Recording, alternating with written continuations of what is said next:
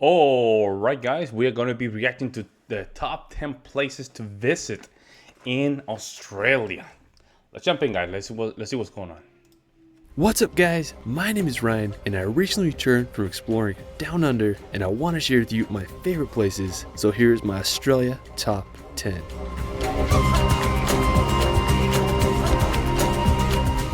Australia is a massive country home to some of the world's most beautiful and diverse landscapes. From the pristine beaches of Esperance to the tropical island of Lord Howe, Australia is waiting to be experienced. Let's start this video off on Tasmania. Located off of Australia's southeast coast, Tasmania is an island home to some of the country's best nature and wildlife. I spent a few days road tripping Tasmania and I was blown away by the beauty of this place. One of the main reasons I wanted to come here was to visit Cradle Mountain. It's located in the Central Highlands of Tasmania and the area is part of Cradle Mountain Lake St. Clair National Park, and it's home to some of the most beautiful scenery in Tasmania. What really drew me to the area is the wombats. They're the cutest animals I've ever seen, and there was this place called Ronnie Creek where you could go on these raised walkways. Oh, that's and we crazy. saw at least 20 wombats. I mean, it was so peaceful to hear them munch on the grass. I mean, talk about nature ASMR.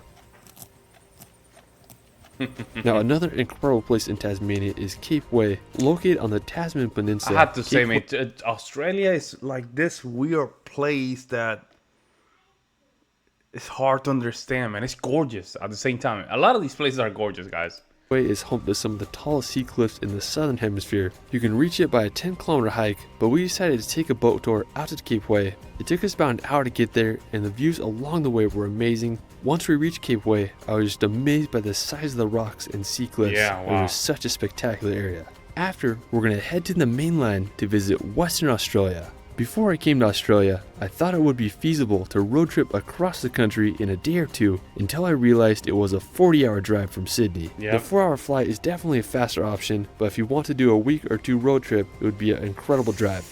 Now, the capital of Western Australia is Perth, which is the fourth most populous city in the country. What I particularly liked about Western Australia is its coastline. The beaches are home to white sands, crystal clear waters, and kangaroos just chilling on the beaches. The area around Esperance is particularly beautiful. It's home to some of the whitest sand in Australia and the world. I mean, I can't believe the beauty of this place. Now, especially thanks to my friend. Is that really how it looks like water? Is that blue really?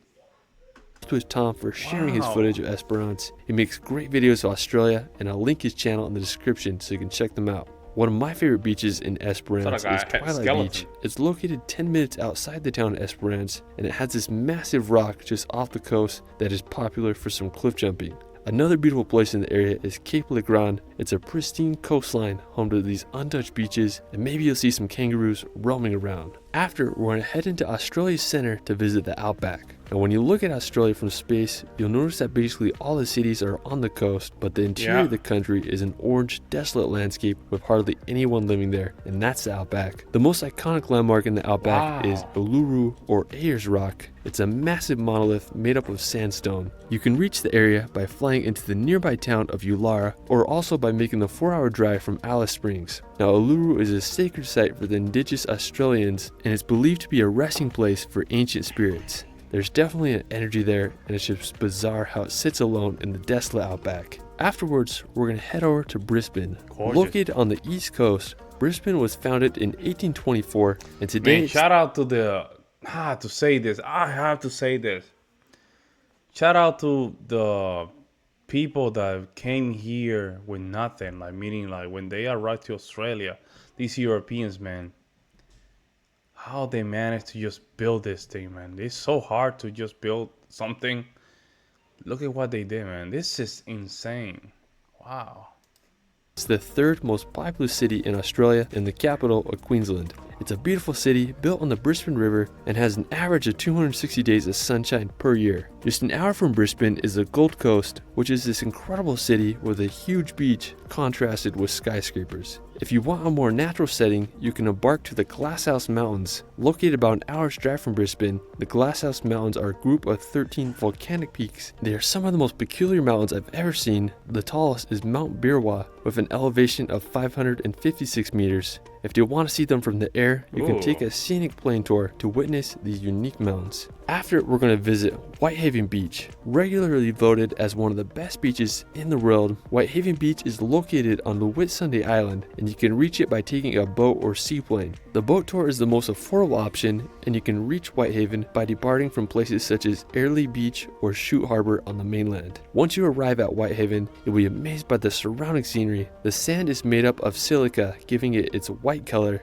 and when combined with the blue ocean water, it creates this swirly turquoise mix that winds back into the island's inlet, and it's just incredible to look at. You can get an elevated view of the area from the Hill Inlet Lookout. I mean, this place is on another level. Another incredible destination on the nearby mainland is Cape Hillsborough National Park. Now, when I imagine Australia, kangaroos on the beach always come to mind. And Cape Hillsborough is one of the best places in the country to see them roaming on the coast. If you want the best chances of seeing them, you can wake up around 5 a.m. to witness the kangaroos and wallabies on the beach for sunrise. I mean, it's such an incredible setting with the rising sun and the kangaroos feeding on the mangrove sea pods and seaweed. After, we're going to head back to the ocean to visit probably one of the most famous places in Australia, the Great Barrier Reef. It's located in the northeastern coast of Australia, and it's the biggest reef system in the world, stretching over 2,300 kilometers. It can be seen from space and is the world's largest structure made by living organisms. It's easy to see why it's one of the 7 natural wonders of the world. It's home to over 10% of all the ocean's fish species, and there's also plenty of whales and look at that. Sharks. I mean, it would be a dream to look at this. Scuba dive here one day. A potential city to access the Great Barrier Reef from is Cairns. It's located near some of the most prime coral reefs and islands of the Great Barrier Reef, and you can reach it by taking a 40-minute boat ride from Cairns. Afterwards, we're going to head up north to visit the Daintree Rainforest. Located about a 3-hour drive from Cairns, the Daintree Rainforest is a combination of massive mountains, pristine beaches, and possibly the oldest rainforest in the world, which began over 110 million years ago. The rainforest is home to animals such as the southern cassowary, and I particularly like the area around Cape Tribulation. I mean, just so scenic with mountains covered in lush vegetation. It's definitely one of my favorite places in Australia when it comes to natural beauty. After, we're going to head back to Australia's cities to visit Sydney. Located on the southeast coast, Sydney was founded back in 1788 as a British penal colony, and today it's the most populous city in Australia of around 5 million people. Mega city, it's home to the world famous Opera House, which was opened in 1973. I really like the beaches around Sydney. One of the most famous ones is Bondi Beach. It's located just 20 minutes outside of Sydney, and it's a massive beach and has some really cool pools alongside the ocean. Just down the coast is also Bronte Beach. It's smaller than Bondi Beach, but has its own charm, and there's this really cool public pool called Bronte Baths that you can get in if you don't want to swim in the ocean. A beautiful place outside of Sydney is the Blue Mountains. They are located about an hour and a half's drive from Sydney, and it's this incredible mountain range. You, Australia is something else, huh? Australia is something else. I'm meaning, like, Australia, you guys got it right, man. You guys got it right. I mean, this is wild to you know. It's like you guys managed to conquer this place, man, and just make it. Man, it's gorgeous. It's gorgeous, man. That has a famous distinct color due to a combination of eucalyptus oil droplets from the forest combining with water vapor and dust, creating a blue hue. A great lookout point in the mountains is from the Three Sisters. It's only a short walk to the lookout, and you get an amazing view of the rock pinnacles and the mountains in the background. After, we're going to head to Melbourne, located in the state of Victoria, about a 9 hours drive from Sydney. Melbourne is the second most populous city in Australia and was ranked the world's most livable city 7 years in a row. There's a lot to do around Melbourne, such as taking a drive through the scenic Black Spur Forest. One of the most famous places in the area is the 12 Apostles. Located about a 3 hours drive from Melbourne, the 12 Apostles is a set of limestone sea stacks. There was originally 8 of them, but one collapsed in 2005 due to the constant erosion of waves and wind. While you're there, you can marvel at the stacks from the boardwalk and many viewpoints. For our final destination, we're going to visit Lord Howe Island. Located in the Tasman Sea between Australia and New Zealand, you can reach Lord Howe Island by taking a 2-hour flight from Sydney. The island is just insanely beautiful. Gorgeous, huh? It's called the Hawaii of Australia, and after visiting it, I understand why. There can only be 400 tourists on the island at a time, and another interesting fact about Lord Howe is that it's the largest island ever to eradicate all its rats, which in turn has allowed the birds and wildlife to flourish here. And another interesting fact about Lord Howe is that it's the largest island ever to eradicate all its rats, which in turn has rats. Oh, really? allowed the birds and wildlife to flourish here. One of the main reasons I wanted to go to Lord Howe Island was to visit. So the island managed to eradicate rats. I'm talking about rats like this, the rodent. I would say the rodents.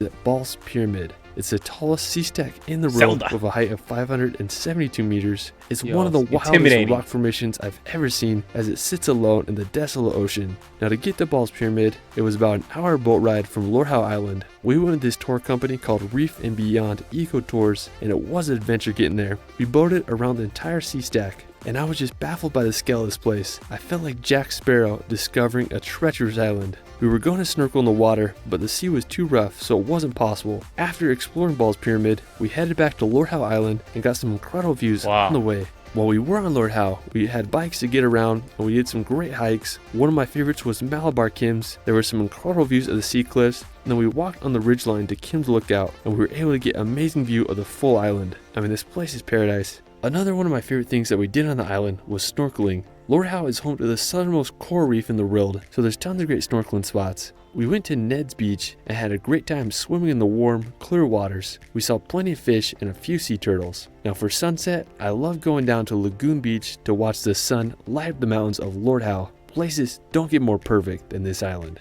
Well, that is it for my Australia top 10. Gorgeous, I'm man. barely scratching the surface. I mean, so the rodents, I guess that island managed to just delete the rodents, man. Like, gorgeous Australia, man. I don't know, that region of the world is gorgeous, man. Man, you guys have a very beautiful continent, I'm telling you. Beautiful, beautiful continent. Let me know what you guys see in the comment section below. I would love to hear you guys' opinion.